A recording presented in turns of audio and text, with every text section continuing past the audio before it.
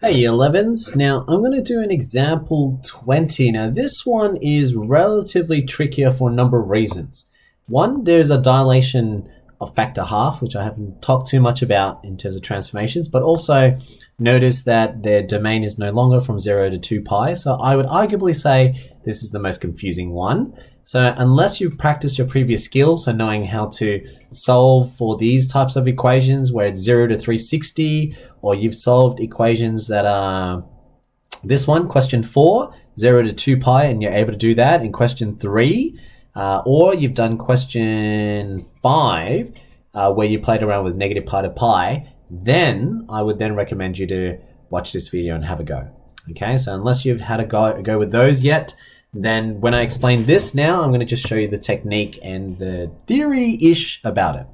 So let's go this. We've got sine of 2 theta. Okay, so sine, we're going to solve this sine of 2 theta. Theta is the angle, is equal to negative root 3 on 2. What you need to first understand, just the same as every other example I've done so far, okay, is what does sine represent? What are they asking us to do? So again, unit circle. So I draw the unit circle here. Here's my unit circle. Sine is the y values, right? So I'm interested in the y values. I want the y values to be negative root 3 on 2. Now, I don't know where root 3 on 2 is, but I know it's negative region. So negative, let's just say this is where negative root 3 on 2 is. That means there's only really 2 points that I can see on the unit circle. These are the only 2 points where the y value is going to be negative. In this case, negative root 3 on 2. So, hypothetically say it's where I just drew. Then, that means I've got 2 triangles right now. I can see these 2 triangles just like I've done before. My job is to figure out, well, sine of what angle generally will give you root 3 on 2. Okay, so I need that length here, the opposite side of that triangle, to be root 3 on 2. That's where you go through your exact values and you find out which angle represents root 3 on 2. As your opposite length. Okay, so I'm drawing the triangle again. I'm saying what angle to get root 3 on 2.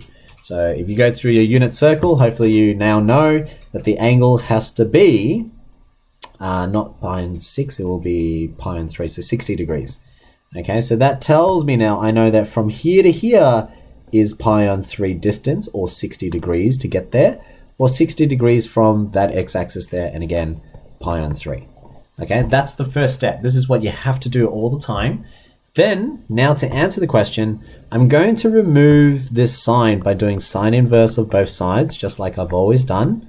Okay, so it's always balanced in the equation. Sine inverse of sine are inverses, so they will cancel out. I get 2 times theta is equal to the sine inverse of negative root 3 on 2. So far it feels quite similar to everything you've been doing. The only difference here is that we are only given the domain from theta, which is only between, so it's bigger than negative pi, and it finishes at pi. Okay, now I'm just going to tell you the technique.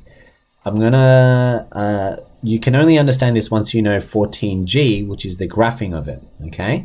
At this point, I'm only going to show you the technique. We have 2 theta. So this is a hypothetical technique. What they're thinking of is to make their lives easier, instead of working with the actual domain that they actually have, which is only negative pi to pi, they've decided to double it because it's double the angle. So they're like, okay, well, let's double this now. Technically, it's not really doubling, okay? But we're going to double the angle anyway. We're going to double the angle, double the domain to make our life easier. I'll explain it much later once we do graphing, but at this moment, you're going to follow the technique. So if I double it, that means this now becomes negative 2 pi to 2 pi. Okay, it's just a technique. You're going to memorize it for now. So everything is almost the same. The only difference now, instead of starting from negative pi to pi, I'm now going to work from negative 2 pi to 2 pi. And I'm going to put all the possible solutions I can get. Okay, so here we go. Let's go. So you moving around the unit circle. Remember, I'm starting at negative 2 pi. So where is negative 2 pi in the unit circle? Have a think. Negative means you're going clockwise all the way here. There we go. So we're starting at negative 2 pi. So it tells me it's right here. That's where negative 2 pi is. And I'm going to work my way all the way up into 2 pi. So here we go. I'm going to go around the circle. Negative 2 pi comes all the way here. I still haven't hit any solutions, meaning that the y value is still positive up in that region. So now I've reached negative pi. Okay, so I'm going to write here. This is where negative pi is. And I'm going to move from negative pi down, continue to work towards all the way, continue my journey, and I hit my next solution. Okay, so it seems like I start off at negative 2 pi. As I'm moving around the unit circle, I got to negative pi, and I realized I just need to move an extra pi and 3. So plus pi and 3. Remember, adding goes anti-clockwise, whilst minus goes clockwise, right? So I'm adding an extra pi and 3, and I get my next solution. There we go, that's my first one. Then I continue my journey. I'm like, okay, I'm going to keep going, and I get to 0. Okay, so this is back to 0 now. So negative 2 pi to negative pi, back to 0. But along that way, I actually hit my solution as well. Again, there's another angle that would have been, given me negative root 3 on 2. Okay, and I know that was pi and 3 away from 0. So that's why I'm like, okay, so 0 radians. And I know that if I subtract pi and 3, see, from here, 0 was here. So if I minus pi and 3, I'll get to my second solution. So there we go. That's what I'm going to write there. 0 minus pi and 3. And I'm back at 0. Done. That's one revolution. But I'm still not done yet because they said, let's go from negative 2 pi all the way to 2 pi. So negative 2 pi to get to 2 pi, right? But I've only got up to 0. So I need to continue the circle. And I'm going to do it again. I'm going to do another highlighted color, okay? So starting at 0. I'm now going to move around the unit circle. I'm going the second round now, and it's still all the y values are positive, so I reach here now, which is pi. Okay, so now I'm at pi, and again, I'm going to continue the unit circle, and I reach again my third solution. So what do? I'm going to write it down and say, all right, I was at pi, and if I just added an extra pi and 3, if I move down an extra pi and 3, I get my third solution. Starting to see the pattern? And then I go all the way until I get to the next part, which is now 2 pi. So I now finally reach at 2 pi.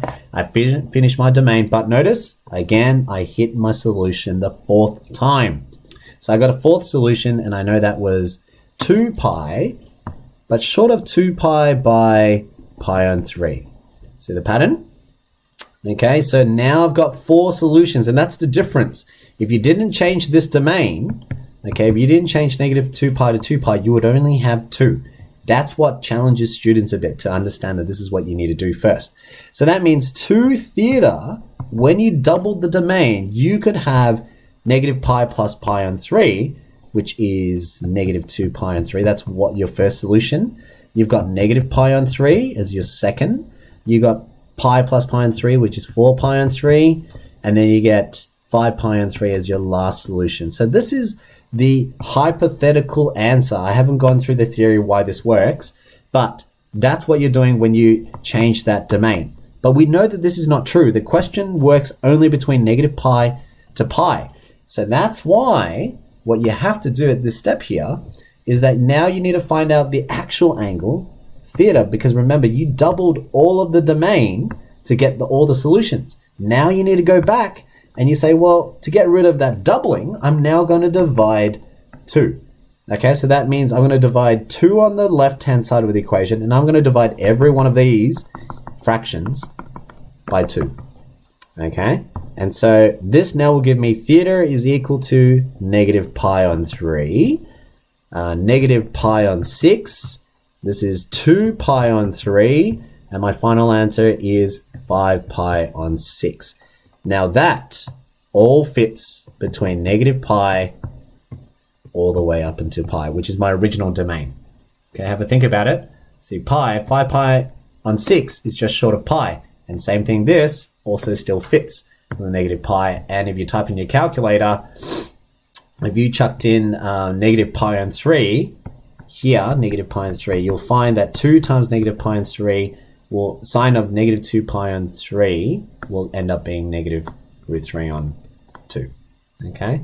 Have a think about what I just said there. Okay, so that's the technique. So even if it was a 3, if this was a 3, then you divide everything by 3. If it was a 4, you divide everything by 4. All right? Whatever you have here is what you're going to change the domain. That's the only extra step that you have to get. Okay? The theory behind it, until I teach you graphing, you know, how sine, cosine graphs look like and what the dilations actually do to the graph, then you'll understand why this makes sense, why you have to do this. Or you don't have to, it just makes it easier. Okay, I hope this video makes more clarity if you want to know how to do it. Okay, so that will help you answer questions like question 7. Okay, so question 7 will get you to practice with that, and even question 8, but you can use a calculator for question 8. Okay, hopefully that helps you.